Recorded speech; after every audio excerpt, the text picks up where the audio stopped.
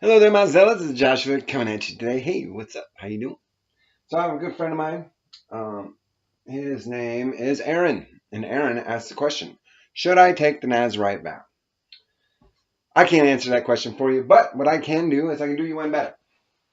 I can't answer whether you should take the Nazarite vow because the only person that can answer that question is you. But what I can do is I can educate you on the Nazarite vow, and I can share with you my own personal experiences when I took the Nazarite vow. So I've actually taken the Nazarite vow twice. But let's go into it. Before we get into my personal experience, we'll talk about what it says in the scriptures. This is in Numbers 6, I believe. Numbers chapter 6. If I'm correct. I did do this a while ago, so.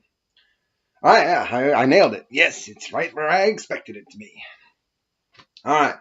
And the Lord spake unto Moses, saying, Speak unto the children of Israel, and say unto them, when either man or woman shall separate themselves to a vow of the Nazarite, to separate themselves unto the Lord. So this is a thing that either man or woman can do. He shall separate himself from wine and strong drink. He shall drink no vinegar or wine or drink.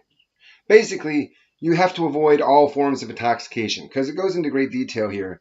And to the point where they can't even eat moist grapes or dried because they're afraid there might be alcohol in them. So that means because back then they had very limited amounts of intoxicants, in modern day we have way more intoxicants available to us. That would mean, like, if we are looking at the intent behind this, he wants us to avoid intoxication. So that would mean caffeine, that would mean weed, that would mean all forms of alcohol, because of the amount of effort they went into making sure that there was no brain alter, like no kind of options for intoxication. So you have to avoid every single form of intoxication, probably even including like cigarettes and stuff like that. Because both times I took the Nazarite vow, I quit cigarettes.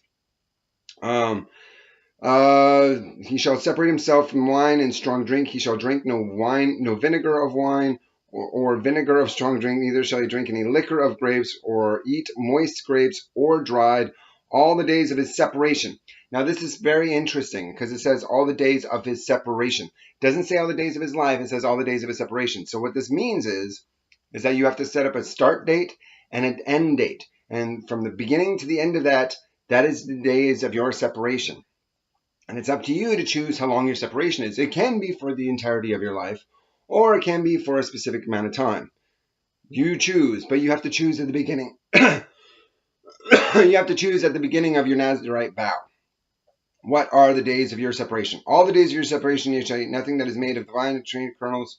All the days of his separation he shall eat nothing that is made of the vine tree or the kernels, even of the husk. So basically, this whole thing is referencing avoiding all forms of intoxication. And since there was very few forms, nowadays just avoid all intoxication to the nth degree.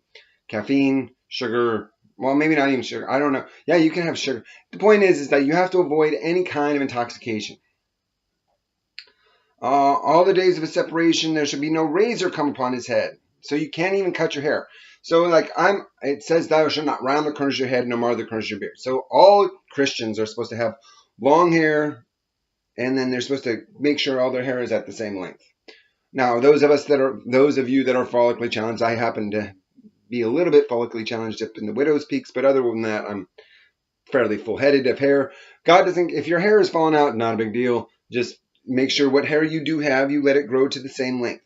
And as long as all your hair is the same length and your beard is the same length, you're gravy. Just no mixing and matching the lengths of your hair.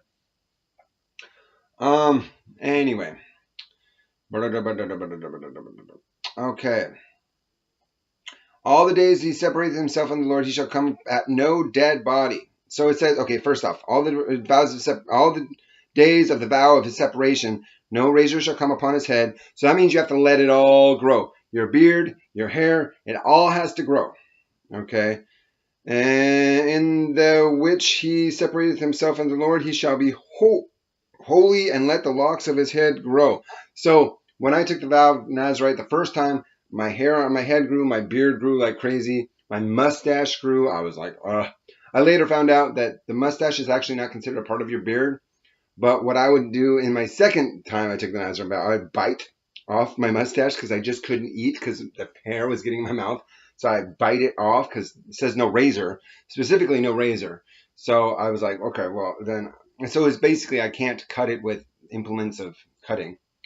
So, but my teeth were, it was getting in my mouth, so I just spit it off. It was more not for aesthetics.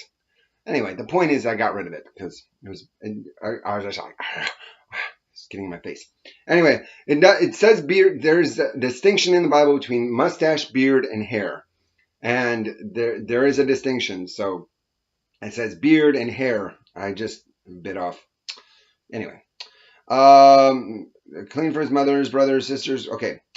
The vow of the separation shall be holy, and he shall let the locks of his hair and head grow. All the days of his separated unto the Lord, he shall come at no dead body. So this means that there's no funerals. You can't come near a dead body. You can't even touch a dead body. You can't, well, I mean, nobody wants to touch a dead body, but you can't come near a dead body. I had to, my first time I took a vow of Nazarite, I had to miss my grandmother's funeral. That sucked. He shall not make himself unclean for his father, for his mother, for his brother or sister when they die, because of the consecration of God upon his head. All the days of his separation he is holy unto the Lord. And if any man die very suddenly by him, he hath defiled the head of his consecration, and then he shall shave his head the day of his cleansing. On the 7th day he shall shave it. On the 8th day he shall bring 2 turtle doves, blah, blah. We don't have to worry about sacrifices. Jesus Christ or sacrifice. Any sacrifices are moot now, because we have Jesus Christ. I mean, pigeons compared to Jesus Christ. Come on. Anyway.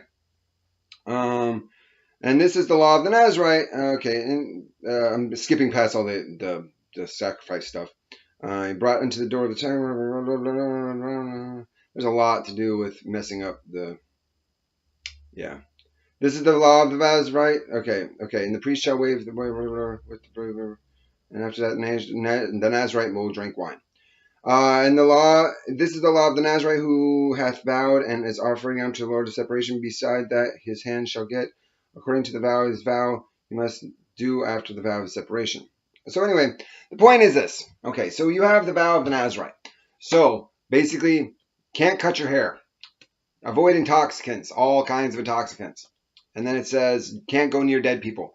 Other than that, that's it. But at the end of it, you have to shave off your hair. And oh, I missed that part. But anyway, it's I skipped over when it came to the sacrifices. It's a symbol to symbolize that you have finished the Nazarite vow. So you're not supposed to cut your hair until the end of the Nazarite vow. And at the end of the Nazarite vow, you shave it off.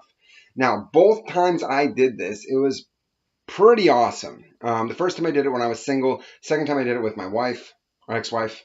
And it was really a lot of fun to do. I felt like a superhero. I felt really close to God. I felt like I was doing something good and righteous. It was good. It was good. It was a really beneficial and positive experience.